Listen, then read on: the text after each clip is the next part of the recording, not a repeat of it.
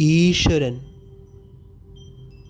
ഈശ്വരൻ എന്നത് വിശ്വാസമെങ്കിലും ഈശ്വര സങ്കല്പം എത്ര ധന്യം.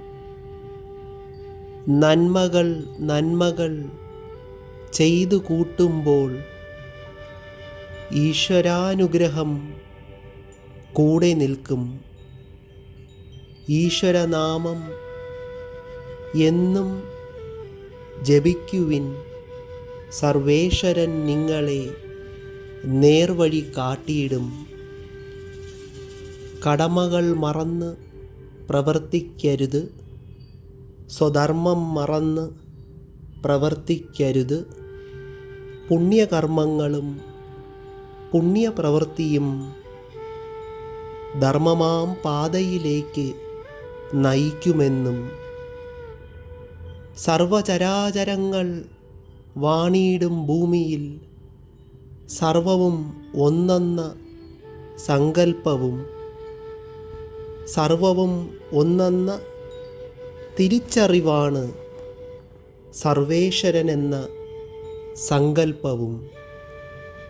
ഈശ്വരനാമങ്ങൾ കോടികളെന്നാലും ഏകതാഭാവം ഒന്നുതന്നെ.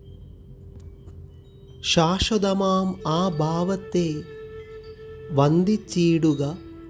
ശാശ്വതമാം ആ ഭാവത്തെ സ്വീകരിച്ചാലുമേ ഈശ്വരൻ എന്നത് നിന്നുള്ളിലാണെന്നും ഈശ്വരൻ എന്നത് നീ തന്നെയാകുന്നു. ദാനവും ധർമ്മവും ആവോളം ചെയ്യുക. സർവചരാചരങ്ങൾക്ക് കൈത്താങ്ങാവുക. ഫല ഇച്ഛ കൂടാതെ പ്രാർത്ഥന ചെയ്യുക. ഫലമേതുമേ ഇച്ഛിക്കാതെ ദാനം ചെയ്യുക. തൻ സത്പ്രവൃത്തി തൻ ഈശ്വരാർച്ചന. തൻ സത്കർമ്മം തൻ ഈശ്വര നിശ്ചയം. ഈശ്വരൻ.